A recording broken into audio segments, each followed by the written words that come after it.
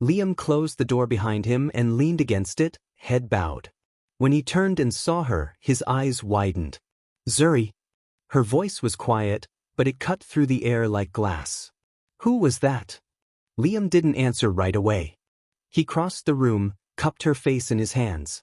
"Someone who doesn't care about the rules," he said finally. "And someone who will use you if they know how much I care." Her breath caught. Then he spoke. "My family wasn't always in tech and investments."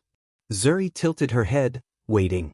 "My father built his fortune in the late 80s real estate, logistics, and deals that weren't always clean." He gave a humorless laugh. "By the time I was a teenager, I knew there were men who would show up at our house at odd hours. My mother told me they were business associates. She didn't know they were debt collectors, fixers, and people who made problems disappear." Zuri's stomach tightened. He rubbed his face. "When I was 20, I told my father I wanted nothing to do with that side of things. I built my own company from scratch and refused to take his money. I thought I was out." Her eyes searched his. "But you're not." "No," he admitted. "Because when someone like my father owes someone like Mikhail Romanov, the debt doesn't just vanish when the old man dies. It follows the family. He runs a network that hides behind legitimate businesses, shipping, and security, but he makes his real money through intimidation and control. My father owed him. Now he's looking at me to settle it." "How?"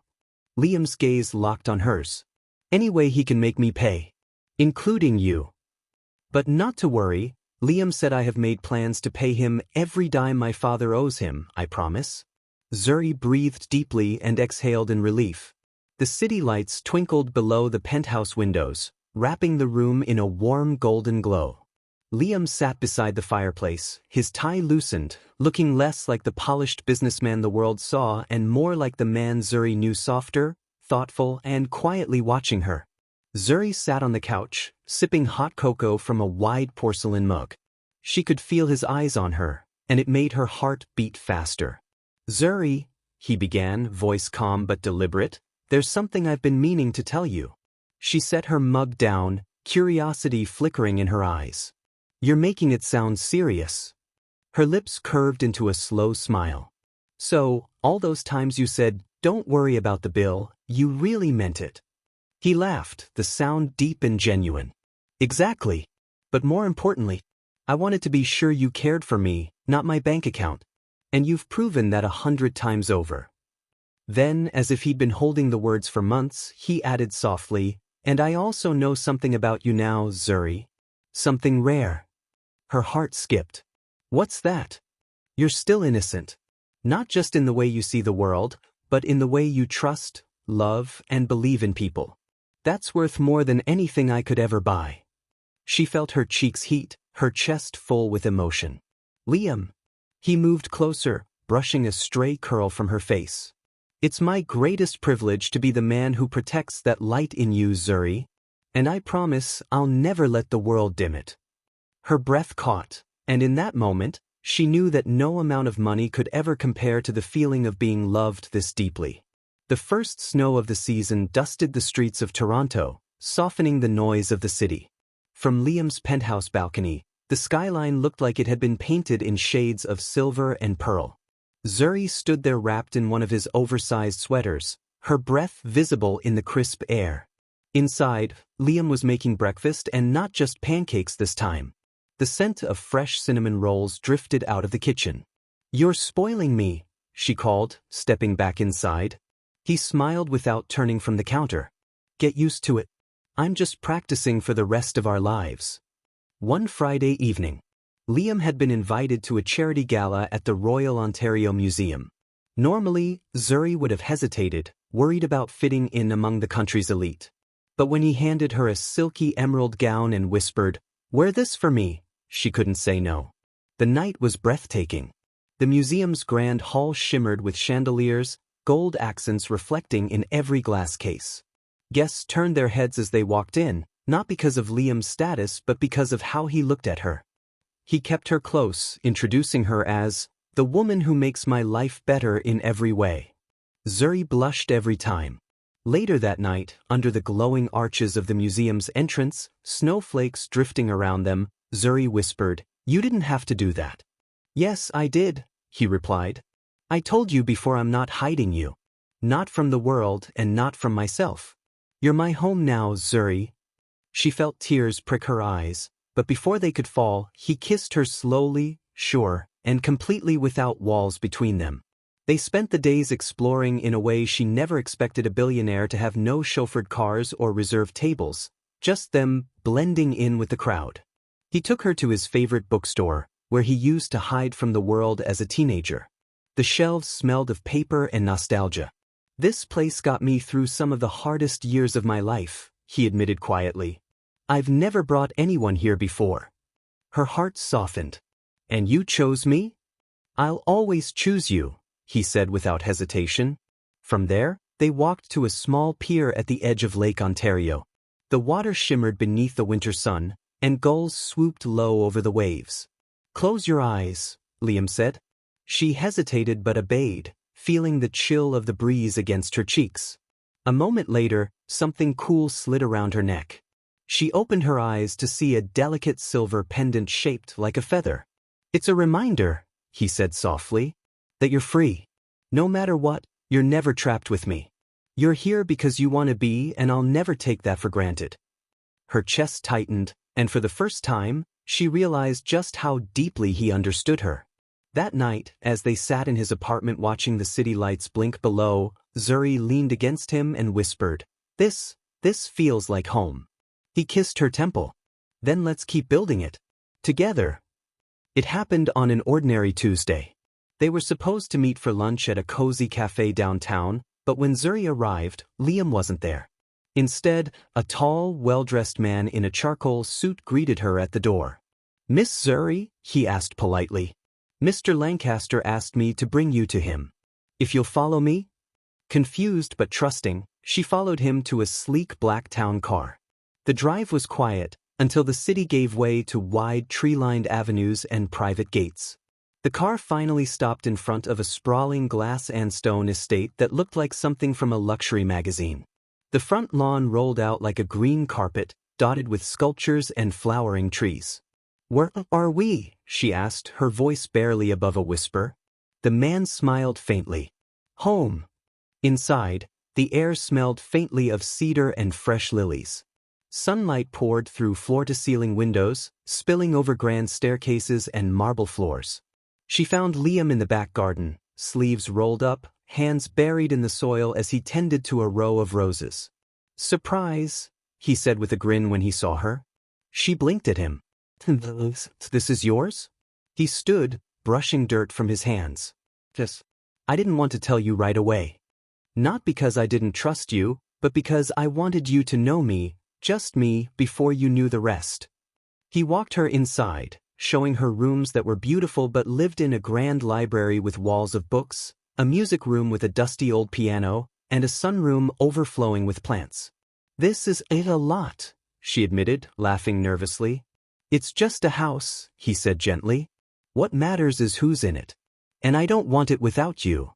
Later, over tea in the sunroom, she looked at him for a long moment. "You could have had anyone," she said. "Why me?" He reached across the table, taking her hand. "Because you see me.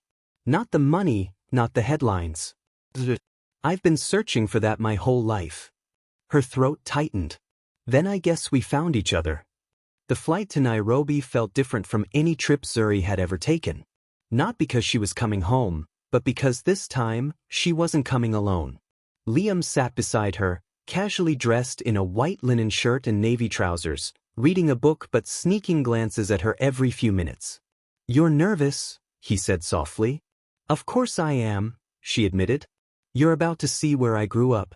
It's not anything like your world." He closed his book and turned to her fully. "Zuri, your world is why I fell in love with you. Show me everything." When they landed, the warm Kenyan air wrapped around them like a welcome. The smell of earth after rain, the music drifting from roadside stalls, the hum of life in every direction. It was vibrant, unapologetic, alive. They drove through winding streets until the city faded into the quiet of her neighborhood.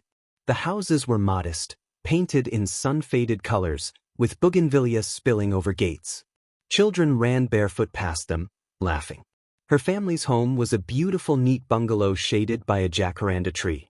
"This is it," she said, her voice small. "It's beautiful," he said simply. Inside, her mother greeted them with tears and laughter, pulling Zuri into a hug so tight she could barely breathe. "And this," her mother said, turning to Liam with narrowed eyes, "is the man who's been stealing my daughter's heart?" "Yes, ma'am," Liam replied with a smile, bowing his head respectfully. "But I promised to take good care of it." Her mother studied him for a long moment, then nodded. "We'll see." That evening, they sat outside on the porch. The jacaranda blossoms fell around them as the sun dipped low, painting the sky in orange and gold. "This place, it made you who you are," Liam said quietly. "And I love every part of that." Zuri leaned her head on his shoulder. "I never thought I'd bring someone like you here." He kissed the top of her head. "And yet here we are. And I wouldn't trade it for anything." The next morning, Zuri woke to the sound of birdsong and the faint smell of chapati frying in the kitchen. Liam was gone from the bed, but the sheet was still warm on his side. She found a note on the nightstand. "Meet me under the jacaranda tree at noon. We're something you love." Her heart began to beat faster. She had no idea what he was up to, but she smiled anyway. At noon, the sun was warm but softened by drifting clouds. The jacaranda tree outside her childhood home stood in full bloom, its purple petals carpeting the ground in a delicate mosaic. Liam stood there in a crisp white shirt and dark trousers, hands behind his back. There was something different in his posture, a calm determination, but also a glint of excitement in his eyes. As she approached, he took a step forward.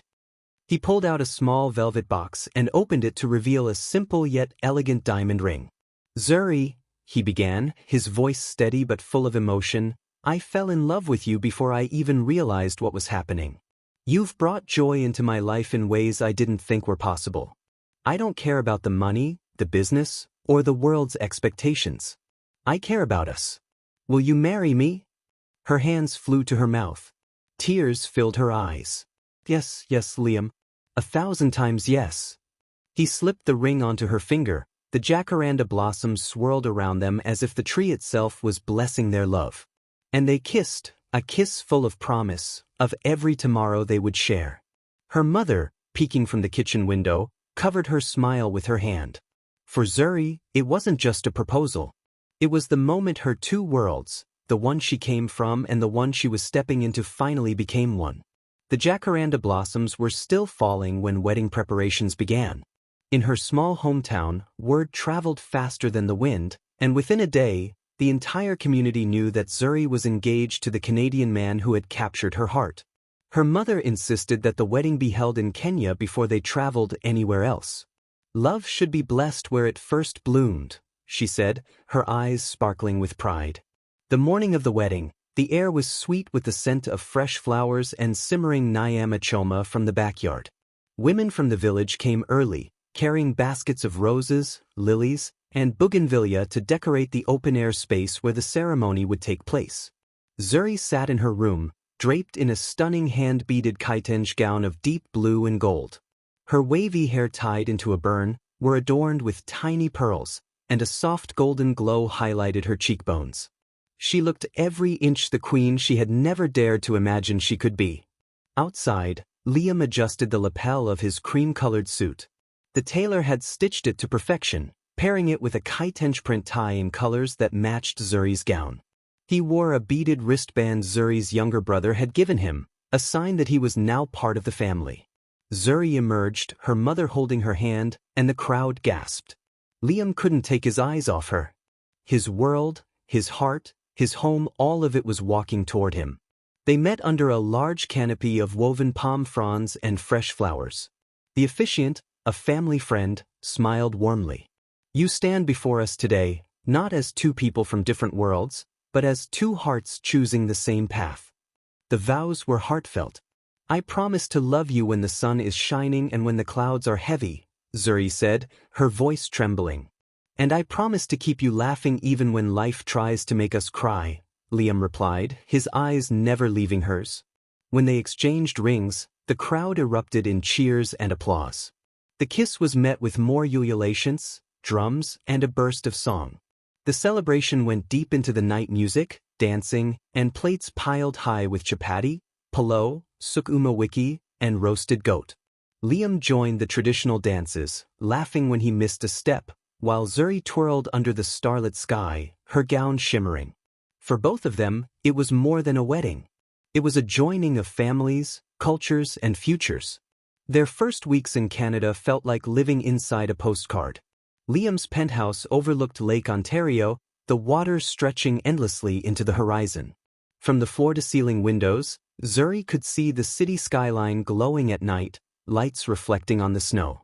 Liam loved watching her discover everything for the first time, the way she gasped at the taste of real maple syrup, her laughter when she tried ice skating and clung to him like her life depended on it, her awe at the Christmas lights strung across the streets. They returned to their new home in Canada.